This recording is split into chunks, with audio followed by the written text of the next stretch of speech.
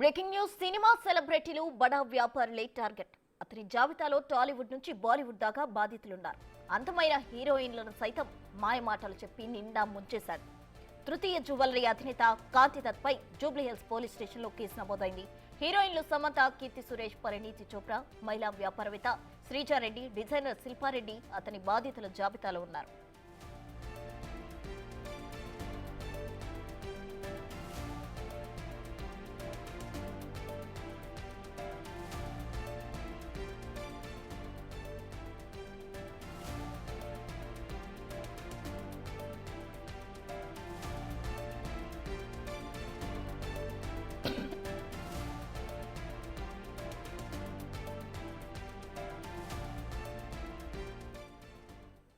తృతీయ జ్యువెలరీ అధినేత కాంతి Dutt Jubilee Hills police station లో కేసు నమోదైంది. అయితే సెలబ్రిటీస్ ను ముంచేశాడు అని ఇతనిపై కేసు నమోదు చేశారు. దీనికి సంబంధించి పూర్తి వివరాలు మా ప్రతినిధి సుజాత అందించేందుకు సిద్ధంగా ఉన్నారు. సుజాత, చెప్పండి, అసలు హీరోయిన్లను ముంచేశాడు అంటున్నారు, ఏ విధంగా వారికి నష్టం కలిగించాడు?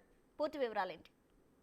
వ్యాపారం పేరుతో మోసాలకు పాల్పడిన వ్యక్తి అనంటూ పోలీసులు అయితే ప్రస్తుతం అదుపులోకి తీసుకున్నారు. కాంతి దత్ మీద కేసు నమోదైందని చెప్పేసి ప్రస్తుతం అందుతున్నటువంటి సమాచారం.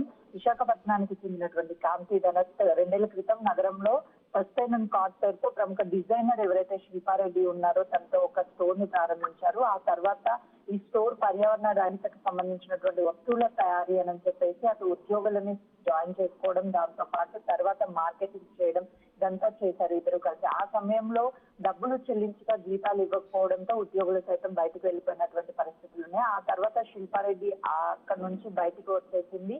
తర్వాత కాంతి దత్ ఒక జ్యువెలరీ షాప్ ని ప్రారంభించారు. అంటే కేవలం తిను వైజాగ్ కి సంబంధించినటువంటి కాంతి దత్ హైదరాబాద్ కు వచ్చి బిజినెస్ చేయాలని పెద్ద పెద్ద సెలబ్రిటీస్ ఎవరైతే ఉంటారో వాళ్ళని టార్గెట్ గా చేసి వాళ్ళ చేత ప్రమోషన్స్ ఇప్పించడం, దాంతో పాటు ఇన్వెస్ట్మెంట్ చేయించడం, ఇవన్నీ చేస్తూ తరచుగా కోట్ల రూపాయలు అనేది స్వాధీనం చేసుకున్నాడు. అయితే తాజాగా జ్యువెలరీ షాప్ ని రన్ చేస్తున్నటువంటి ఇతను సుమారుగా 100 కోట్లకు పైగానే భారీగా డబ్బులని బాధితుల నుంచి రాబట్టాడు. అటు SBI బ్యాంక్ కి సంబంధించి కూడా లోన్లను డాక్యుమెంట్స్ ఏవైతే ఫేక్ డాక్యుమెంట్స్ ఉంటాయో ఫేక్ డాక్యుమెంట్స్ ని సబ్మిట్ చేసి దాదాపు 3.5 కోట్ల రూపాయలను తీసుకున్నాడు అన్నట్లు కూడా ఆరోపణలు ఉన్నాయి.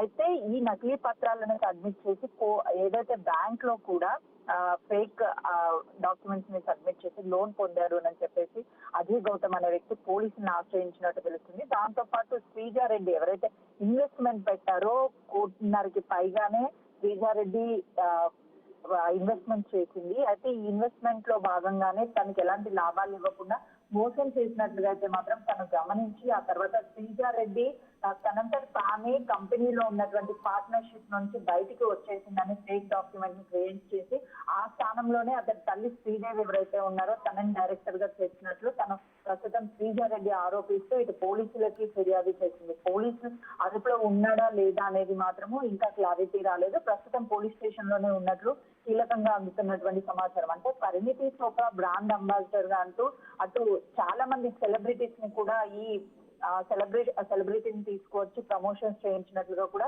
తెలుస్తుంది. అసలు తృతీయ జ్యువెలరీస్ అధినేత కాంతి దత్ మీద జూబ్లీహిల్స్ పోలీస్ స్టేషన్ లో కేసు నమోదు అయింది. కేసుకు సంబంధించి తనని అదుపులోకి తీసుకొని విచారిస్తున్నారు అన్నట్టు కీలక సమాచారం అందుతుంది.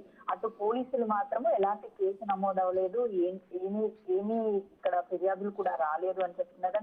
ఈ కేసుకు సంబంధించి బాధితులు ఎవరైతే ఉంటారో ఆ బాధితుల సంఖ్య కూడా పెరిగే అవకాశం ఉంది అని చెప్పుకోవచ్చు. ఈ కోట్లాది రూపాయలు ఏదైతే బాధితుల నుంచి వసూలు చేసి వాళ్ళని భారీ మోసాలకు పాల్పడుతున్నటువంటి ఆ తృతీయ జ్యువెలరీ అధినేత కాంతి దత్ మీద ఇంకా కేసులు నమోదైతే మాత్రం ఖచ్చితంగా ఈ కేసుని సిసిఎస్ పోలీసులకి ట్రాన్స్ఫర్ చేసే అవకాశం కూడా ఉంటుంది. అసలు ఏం చేయబోతున్నారు, ఎందుకు ఈ కేసుకు సంబంధించి హైడ్ చేస్తున్నారు అనే దాని మీద కూడా పూర్తి వివరాలు తెలియాల్సింది.